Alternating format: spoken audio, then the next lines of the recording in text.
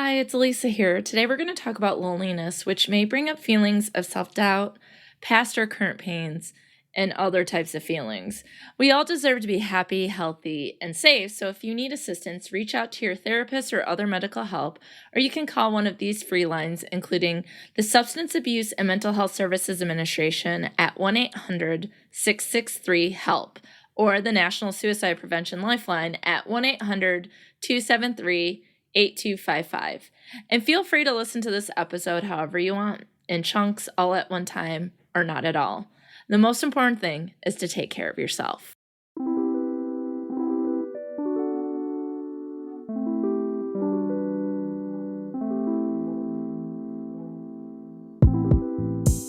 You're listening to Best Forevers, a podcast for kindred spirits, a podcast that encourages you to love more in your friends and to further consider the issues that plague friendships. I'm Alysa Lucas, and sometimes I feel lonely. And that's okay, because I know I'm not the only one who feels this way. And for some of you, that might be exactly what you need to hear. We're not alone in our feelings of loneliness. You are not alone in your feelings of loneliness. Now, 2 weeks ago in episode 123, I began the discussion of understanding loneliness in terms of the definition and understanding loneliness as an epidemic. So in today's episode, I wanted to continue that discussion, but by exploring recognizing feelings and loneliness in ourselves and some of the factors that may impact our feelings. So as a brief reminder, loneliness is that discrepancy between what we perceive and what we receive in terms of human connection. In an April 2020 New York Times article on loneliness by Julie Helpert, psychologist and author of The Village Effect, Susan Pinker, is quoted. Dr. Pinker indicates that, quote, loneliness is a subjective feeling of being alone against your will. And, quote, it's a feeling of being excluded and existential angst, end quote. And again, we're not alone in these feelings, as a Cigna study of 10,000 people from the ages of 18 and up from January 2020 cited in the same New York Times article. 61%, or 3 in 5 adults, are lonely, and that has increased by 7% since 2018. Even further, those aged 18 to 22, that percentage increases even more, with 79% reporting they feel lonely. So in future episodes that focus on understanding loneliness, I'd like to look at the two groups that are experiencing the most loneliness, and that is the elderly, but also those age 18 to 22, for example, here.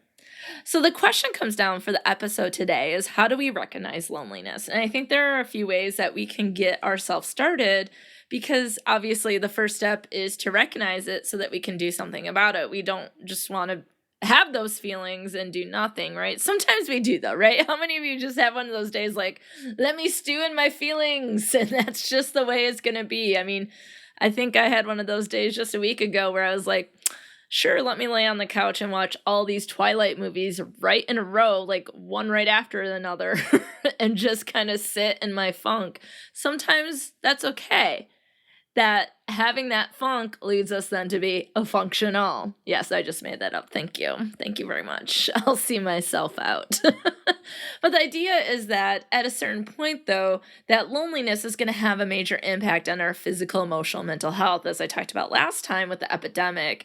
And so the first step here is to recognize loneliness. And because we can't really be good for anyone else if we're not good for ourselves, that an important first step is to recognize loneliness feelings in ourselves. So let's go ahead and we're going to sort of work through some of these ways that we can recognize these feelings.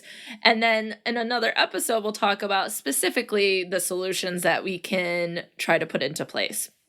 So first, I think it's a really great idea to adjust our thinking about loneliness. In a February 2020 Good Housekeeping article by Adele Jackson Gibson, there's a great quote from a communication professor in my field who does excellent work. His name is Corey Floyd, and he focuses on affectionate communication, but also makes those connections to loneliness. In the article, Dr. Floyd states, quote, we tend to stigmatize loneliness in the U.S., equating it with being a loner or a loser. That stigma encourages us to avoid admitting when we're lonely. And so denying our loneliness perpetuates it. So before we can recover, we have to be honest, at least with ourselves, about what we are experiencing, end quote.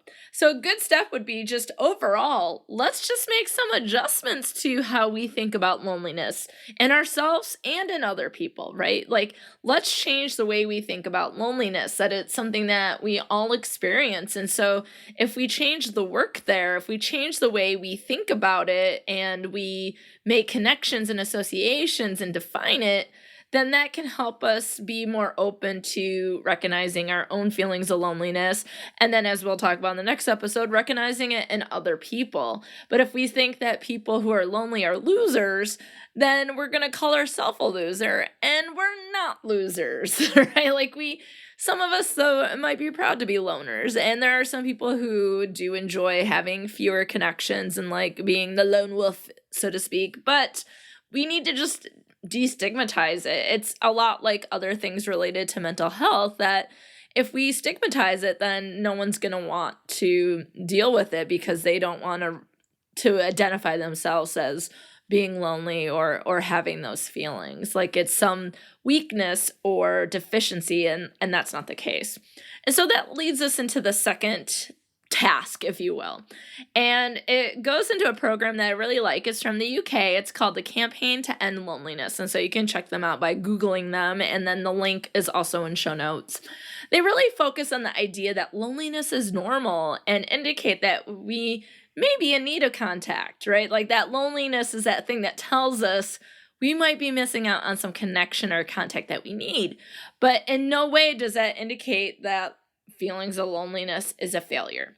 And so this definitely feels like an extension of what Dr. Floyd says about stigma, because the campaign is trying to actively destruct or dismantle the view of loneliness and think more about taking care of ourselves and those around us, right? So thinking of it as our complete health, right? Oftentimes we're thinking, how do I physically feel? And if you're like me, you're like, I have allergies or COVID. You're not really sure, right? You got a tickle in your throat and you're like, is that because of dander? Is that because of dust? Is that because of whatever exists out in nature that makes my throat hurt? Like, what's happening? We are concerned about our physical health, or sometimes we ignore it as well while we lay on the couch watching Twilight instead of, walking and eating, right? But whatever, we're not talking about me specifically right now, right? But the idea is that mental, emotional feelings of loneliness, that's all going to be part of a complete understanding of our health. And so if we look at it as something that is normal, and we think about it as taking care of ourselves or taking care of the people around us, then we're more likely to be active in doing something about it, right? So they really take this idea in the campaign that the first step is about noticing and identifying our own personal experience of loneliness, which is the idea of this episode. So of course I'm going to talk about it here. We can look at it as an inherent human experience that we all dabble in, some of us more than others, right? And at some times in our life more than others. But it is also a very individual and personal experience. So we really do have to do the work and dive into our own circumstances around loneliness to understand those feelings that we're having and to understand ourselves. So this might mean going back to something we talked about in the first episode of Understanding Loneliness, and that is the UCLA Revised Loneliness Scale. Now, there's probably lots of different scales. This is one I know from my work in academics, right? This is something that I've used in research studies before. It's a scale that's on the web, as well as the link is in show notes. There might be other scales or other measurements or assessments of loneliness that you can take. But the idea is that if you look at the survey, even if you look at the items and you score yourself on it, that you get an idea of where you stand currently. And so in the second point, as part of the campaign to end loneliness and the idea that this is normal and that we are trying to take care of ourselves, that we really need to look at ourselves, that means we need to determine if our feelings of loneliness are situational or if they're chronic, which again is something that we're building off of from the last episode. So for example, let's look at some questions. Now, this doesn't come from the loneliness scale. It's just the idea, some general and specific questions that I would ask. I made these up for the episode. So, do you generally feel left out by other people? Has COVID-19 and quarantine made you feel more lonely? Is there a particular group of friends where you don't feel like you fit in?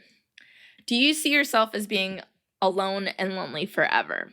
There's certainly a difference between feeling lonely in a specific situation, and I'm sure COVID has impacted all of us in some way, right? That there's some way that it has made us feel some sort of way about it. And if your inventory of your own feelings indicates loneliness is being situational, like because it's been part of COVID, then there might be a specific path that you can walk down to minimize the discrepancy of your feelings about the perception and the receipt of human connection. So when the stay-at-home order started, I posted a connection tip of the day because, quote unquote, the quarantine situation calls for more nuanced solutions. So for example, here are some of the tips that I suggested on Instagram stories. You could go for a walk and chat with a friend on the phone. So the idea is like, get out of your house, get into nature, which is something that I appreciate a lot more now that I have a dog that I take for walks here and there, sometimes short walks, sometimes long walks, right? And the idea is that maybe being out in nature, being connected with the sun or whatever you're allergic to, or just seeing birds, and you might run into neighbors that you can wave at. You're getting some level of just being in the moment of that, right? Just sort of letting the sun hit your face, but also chatting with a friend on the phone, you're multitasking. And so you're getting out and that's good for you, but also you're making that connection. So that was one tip. Another one was like doing happy hour via Zoom, right? Like, okay, well, normally I might get together with my friends and we might have margaritas. That sounds delicious. It sounds like a margarita with some other food item together. But you might go out for margaritas. And what I was thinking in my head was queso and chips, because I love that. The idea is you might get those things together, but you do it via Zoom because of the stay-at-home order, because of quarantine. And so you're still connecting with people, doing what you normally do. You're just doing it virtually. You might send more snail mail. And then some of the other tips included baking or cooking with friends while you FaceTime, joining a Facebook group, or going for a bike ride and saying hi to a friend or a colleague in town, socially distanced, of course. So feeling lonely during quarantine means perhaps being a little bit more creative with how we make friends, maintain friendships, and connect with others. And so I'm sure many of you have done some new and different things that you might not have done before March of this year, because you're trying to find ways to have that connection. And so we have to find new ways to do it. Book clubs online. Perfect, right? You're still reading, you're still interacting with people. It's just not as face-to-face. We're trying to emulate face-to-face as much as we can. But that is very specific. That's situational. Okay, so that's important to understand is, are your feelings situational?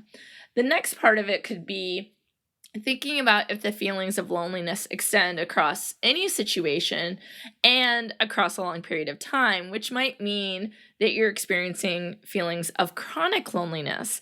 And there might be a different path you need to walk down and solutions that might be better for that kind of loneliness.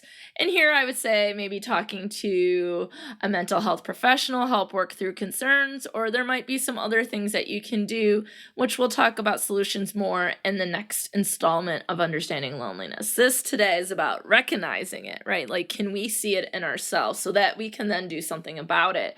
And certainly the first thing, again, is start breaking down that stigma. And then the second point, as the campaign of Ending Loneliness would say, is, ask questions and figure out and determine, are you in chronic or situational loneliness? That is also an important determination.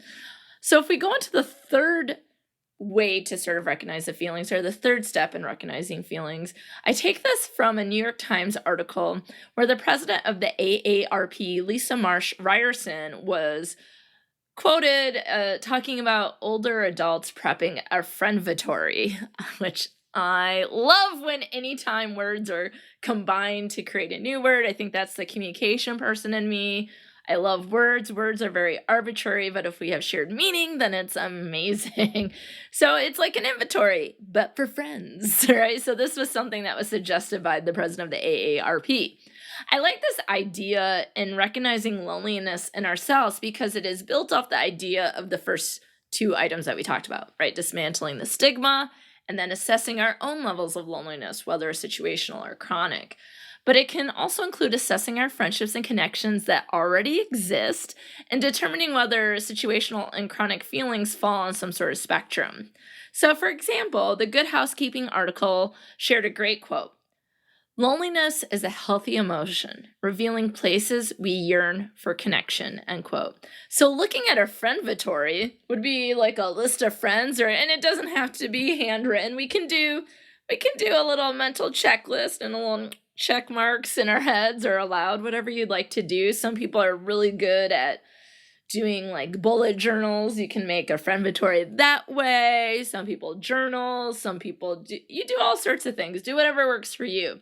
But the idea is that you can then think about these relationships that already exist. We might be able to realize that we have a lot of important connections, some of which we've let lapse, or that we need a new connection, right? That we need to chat with a colleague because coping with remote working or returning to work during COVID is more problematic now, and you might be having feelings of loneliness around that, and you might realize that you need a connection there, right? I need to have another buddy in which to vent about these things, right? And so that's important. Like, can you look at the important connections in your life? And there are important connections that are very close and frequent and important. And then we might even not label it as such, but know that it's critical to our day-to-day. Some of our more acquaintance-like relationships or working relationships or things that might be not weaker bonds than maybe our closest or our best friends that we have, right? But looking at a list or going through a friendvatory can help us realize what connections we might need to maintain, which connections are doing great. We just need a reminder, like, we're doing awesome. Or maybe we need some new connection, something that might be missing. So even more in the same article, Dr. Floyd talks about expanding our definitions of affection. Don't forget, affection is his main area. If we notice a friend doesn't like our social media post, does that mean there's a discrepancy, right? So I notice that my friend doesn't like my memes I post, which I feel like I'm a connoisseur of memes. I love to share them. I think they're amazing. Send me all of your memes. And if they're friendship related, bonus points, right? But like, let's say, and I'm using an example from the article that Dr. Floyd gives. So let's say I notice that one of my friends that's really important is not liking my social media posts. And so maybe that makes me feel like they don't get me or they don't understand me or that they don't think I'm important, that they're forgetting about me in some way. But that might be an expectation I have that I think friends should like my post, right? I'm using this as an example, right? But you might also need to sort of widen it. You're thinking about it. How do people show that they care? One way could be to retweet, comment, like, love, whatever. I'm stealing this, share it with other people. Husband thinks it's hilarious. Text me later. Like, whatever that is, that might be one way to show that you care for a friend. But another way might be always being the first person is like, do you need help with the home project, right? So I was putting up shelves. Well, let me restate that. I got some shelves from a buddy that I wanted, and they gifted them to me. And I was like, yay, I have shelves.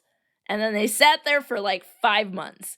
And then I was like, you know who helps me a lot with stuff like that? Home improvement, cool decor, crafty type things is my friend Sarah, who's been on the podcast before. And so the thing is, Sarah might not like a meme. I'm not calling Sarah out. I'm just using it as an example.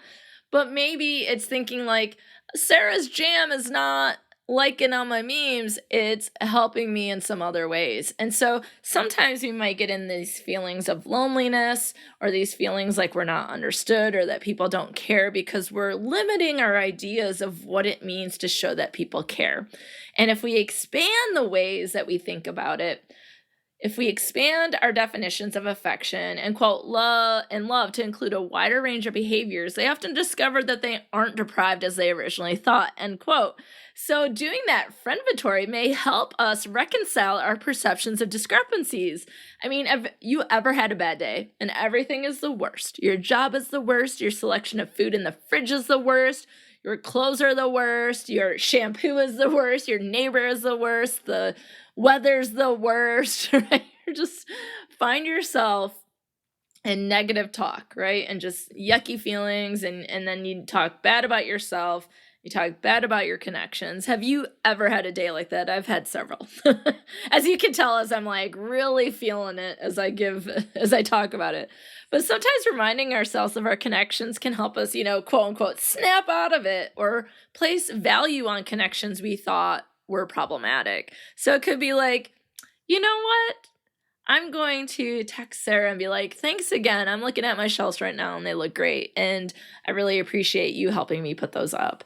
And so sometimes that might be a way to recognize is sort of like, let's truly assess if our feelings are accurate. Are we in a funk? Are we having a negative talk day? Or is our definition of these sort of behaviors to show people care or show that we're not alone? Maybe it's just not wide enough or broad enough. I think that can really help us out. And so I imagine at this point, some of you might be like, Alysa, I know this. Or I haven't heard the friendvatory, but I like it. But I've done most of this already. Like I think about it and I realize that I have chronic loneliness, or I realize that this particular thing increases my feelings of loneliness. So I think that I recognize that some of this is, I've heard this before. Sometimes it might just need to be said again because it'll hit differently another time you hear it, right? But also, I think this is the point where we need to dive a little bit deeper. So the fourth step to recognize feelings of loneliness is to look more at individual factors that may contribute to feelings of loneliness, with the idea that we can recognize these factors that we can seek out appropriate passive solutions or assistance that might be needed given a very particular factor. So the list I put together here is not exhaustive. And if you think of other factors and you think they're even more important than some that I've pulled together, please let me know. Please send them to me in an email or message me on the socials. I also have that link to a loneliness Google form where it's just space where you can share things, so you can put in there, hey, you could talk about this, or I think this factor is important. And because I'd like to address as many of these factors as possible.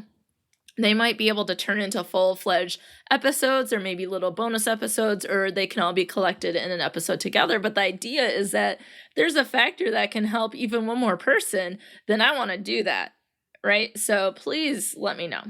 But I put together some of the things that I think contribute to us individually. So that might be just the way we see the world or our personality or things that we might need to deal with that might be different than, say, like, I moved to a new town. So because I haven't made connections yet, my feelings of loneliness are higher. And you're like, okay, I'm going to do X, Y, and Z to try to build these connections, right?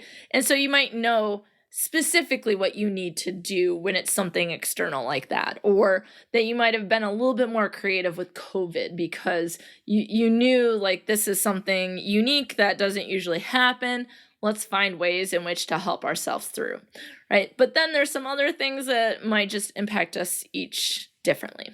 Okay, so the first one I'm calling busy bees. Okay, and if you're like me, you might throw yourself into work. And when people are like, how you doing? You're like, I'm busy. I've been very busy. It's so busy, right? How many of you are busy bees? You're either just working so many hours to make ends meet. I know if you're a college student or a high school student, you might be working lots of hours to pay for school or things that you need. Some of you are just like, COVID is, impacted my monthly pay, so I have to work a lot, so my connections are decreased. And some of you just like throw yourselves into work, and we're probably all very hardworking people, right? But at a certain point, we've become part of a society that praises busyness. Like it's a badge of honor.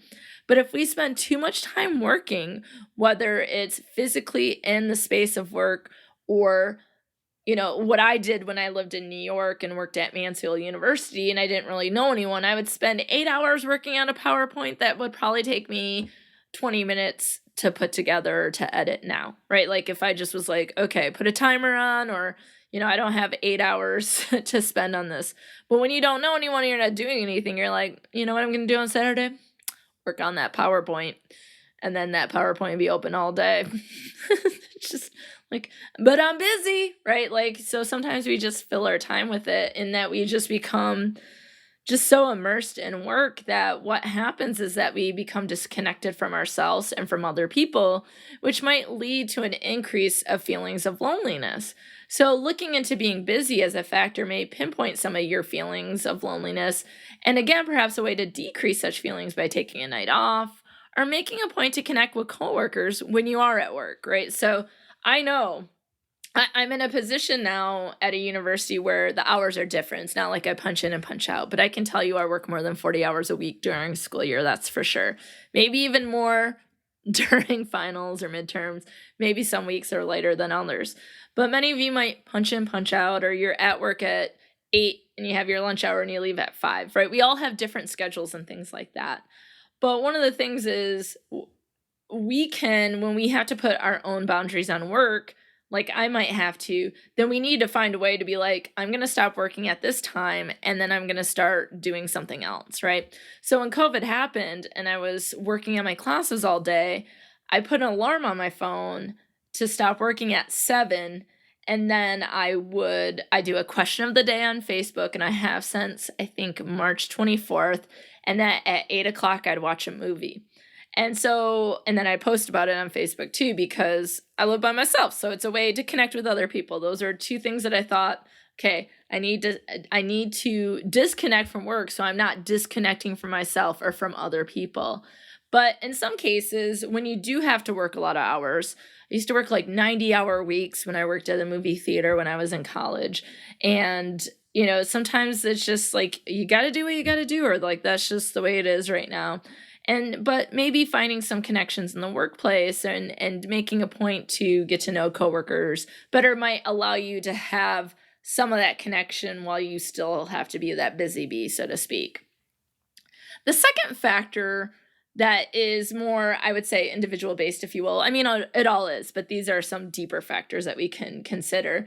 The second one I have here is FOMO. And I've done an episode on FOMO, which is the fear of missing out. So you can go back and take a listen to that for more details specifically. But I think this is a factor that should be addressed when diving deep into the feelings of loneliness. So here's the thing. Social media helps us build any of the new relationships, but it also helps us forge new connections, right? And so that's very exciting. But it can also drive us bonkers, am I right? The fear of missing out can perpetuate a cycle of loneliness as we spend more time worrying about seeing what other people are doing, that we end up missing out on other opportunities that we could be doing. So we miss things twice. We miss out on what other people are doing, and we miss out on what we could be doing. And so that might just increase the feelings. I'm not going to say double the feelings of loneliness, but certainly it could feel like, oh, I wish I had friends that I could go out and do these things with, or, I wish I had people who wanted to hang out with me, or, all these sorts of things. And you see people having fun. I mean, I think right now when COVID is spreading, that we hope not to see people living their best lives. No, live your best life wearing a cool mask, right? My brother got me a Golden's Girl mask, and it says, picture it, quarantine 2020, and it's amazing. But anyway, the idea is that we can scroll through the social medias and we can see people living their best life, and we feel like we're missing out on something. And then when we're missing out on something just by scrolling through, we could have been making other plans to do other things with friends that we already have, or to do work to make some connections with new people.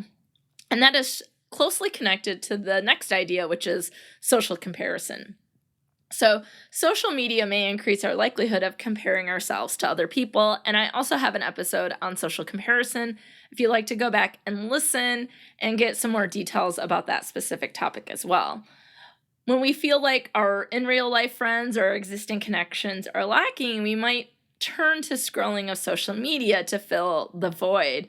But what happens is that people generally post their highlight reels, like all the good stuff, right? So it seems like, quote unquote, everyone has a better life, which is unequivocally false, right?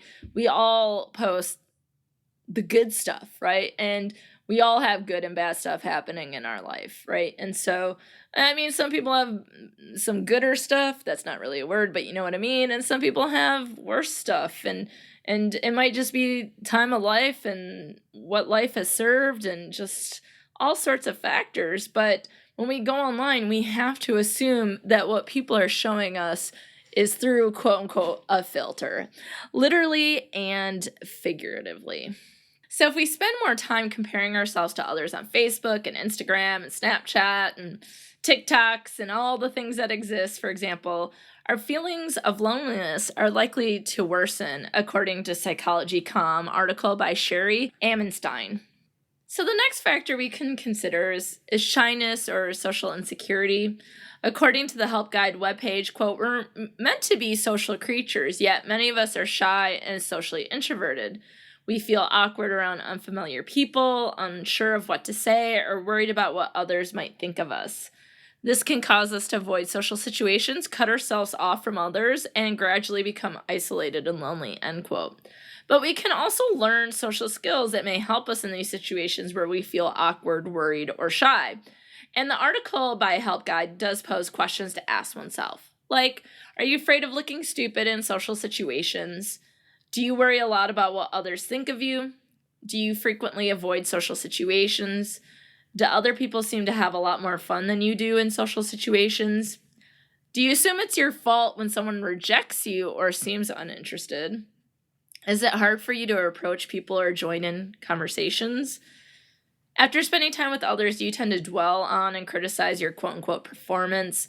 And do you often feel bad about yourself after socializing?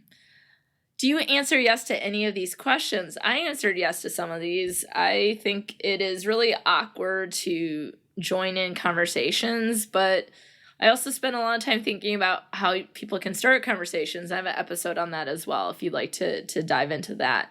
I've avoided social situations. You know, I often think, do you ever do that where you're like, oh, I should have said this? I do that a lot. So there's a lot of things a lot of questions here that we might answer yes to, which might indicate that maybe there's some things that we can do to avoid focusing on telling ourselves these negative things, like it's our fault that people are uninterested, because it's probably not true, right? And we can think about ways that maybe we can focus on building social confidence. The article gives some good advice about knocking down the beliefs that it's our fault, right? Including, the first one is, people aren't thinking about you. And you're kind of like, well, isn't that the point? Loneliness, people aren't thinking about you. The idea is that when we go out in social interactions, or we're doing these conversations, that people might not be paying as close of attention to us as they are themselves, right? I mean, we are our own worlds, man. We love ourselves, generally.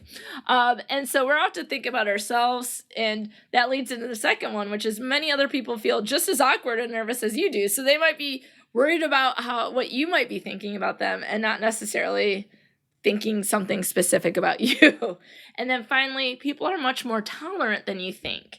And so if we start to sort of break down these negative beliefs that we have and start to realize that we're all going into these situations that are weird or awkward or difficult, and giving each other some grace and realizing that people are probably just as awkward and nervous, just like the idea that you're not alone with loneliness, you're not alone with awkwardness and nervousness. Some people might be better at faking it and making it. Some people might be sort of don't know what to do, right? And so some of the things here, again, could be bringing in social skills that can help. Like I always say, have 3 ways to exit a conversation, right?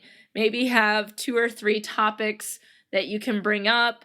If you know who you're going to be interacting with, maybe a couple different questions that you can bring up, and you're doing your best, right? And sometimes conversations aren't going to go well. Doesn't necessarily mean it's your fault or that you're going to be lonely forever. You're not going to have friends. That's not the case. It's like, think of it as there are plenty of fish in the sea. I hate when people say that. I'm sorry. Okay, scratch that. The idea is that, you don't just want to have friends, right? You want to have friends that understand you and you get them. And so that might take some time and some awkward conversations to get there. But if we can find ways in which to make it easier for people, then let's do that, right? More confidence in those conversations. But it begins with answering those questions, realizing that what's really happening is that people are probably worried about themselves. So those are some things that can help us start to move in the right direction. Similarly, I think that there are some individuals who have a sort of what you might call a history of difficulty making friends. And certainly difficulty of making friends can increase feelings of loneliness. And so this might be a time to dive off again, maybe even to the deeper end of the pool of thinking about these feelings and what might you think is why it's difficult to make friends? Is it because something that we just talked about, like social anxiety or social insecurity? Is it not having a lot of experience talking with other people? What is that case? And I would like to talk about that more. I'm going to talk about in an upcoming episode difficulty making friends and how we can do so. Okay? And I do have an episode about how hard it is to make friends as adults, as a point of starting if one would like. But I realize that there's probably some levels of skills that could be learned or levels of competency that could be achieved through practice or further discussion and research and assistance from other people. And if I can provide that assistance in some way, like a future episode or more, then I would love to do that. And then finally, something I was thinking about was relationships with narcissists. And I know this isn't about the individual per se, but we do choose people we surround ourselves with. So sometimes I think we might feel lonely because of the relationships we're in. And certainly this is not a blanket statement that allows us permission to blame other people. I think we have more control than that, right? That we can take the reins in our life, that maybe not always confidently or easily, but we're in charge of our lives, right? But when looking at a friend Vittori and you discover a friendship that seems to be a source of a discrepancy, one reason could be narcissism. So, for example, according to a 2017 Psychology Today article by Grant Hillary Brenner, we can feel lonely around a narcissist because of, quote, their inability to pay attention to other people's needs, end quote. So certainly we can determine if we have relationships like this and whether or not they're worth it for our relationship needs, right? And our connection needs. Narcissists are fun, right? But to a point, and that may lead to a decision that needs to be made. Is this someone that I want to have in my life, that I need to have in my life?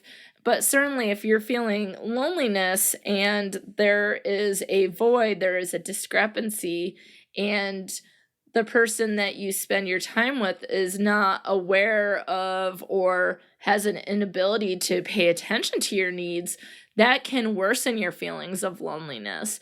Again, I think there's lots of things that we can do for ourselves. We can do for ourselves with the assistance of others, and that sometimes some relationships are not good, right? And it's okay that we don't have to stay in relationships that bring us down or make us feel bad about ourselves, right? And so I think although narcissists can be a lot of fun, especially when you're first friends with them, it can become grating over time because it certainly becomes a point where it's like, is it ever about me? Right? And in relationships, you want that give and take. And even if we're in a relationship with someone who isn't a narcissist, we can still have feelings of loneliness, as we talked about in the last episode. But I certainly think this could be something to dive deeper in as we start to recognize our feelings of loneliness. Is there something about our relationships that might contribute to it that we can work on and maintain or adjust in some way? Or is there something where we realize it's a source of discrepancy that might never change? Then what are we going to do about that? So, friends, what do you think? Are you able to recognize your feelings of loneliness? What other factors do you think impact such feelings? Does it help to know that you're not alone in your feelings of loneliness? So let me know what you think. You can email me at bestforeverspod@gmail.com. You can connect with me on all the socials via bestforeverspod and or post stories, questions, or comments via the Google form for loneliness and show notes. So in the next episode of Understanding Loneliness, we're going to explore how to recognize loneliness in other people. And then we're going to talk about the solutions that we can take away when we feel lonely or see that someone else is lonely. And I sure hope you'll join me. So until next time, friends, check in with yourself regarding your feelings of loneliness, because without social connections, who would we be? Thanks for listening to Best Forevers. If you like what you hear, be sure to subscribe, rate, review, and of course, share with a friend. Please be sure to follow Best Forevers on Facebook, Twitter, and Instagram at Best Forevers Pod, and I'm at Dr. Alysa Lucas on Twitter. You can always find the podcast webpage for more information at bestforeverspod.com, and share your stories of friendship by emailing me at bestforeverspod@gmail.com. And if you'd like to support the movement to love on our friends more, check out the podcast on patreon.com/bestforeverspod. Now, friends, check out this recommended podcast that you must get in your ear holes immediately.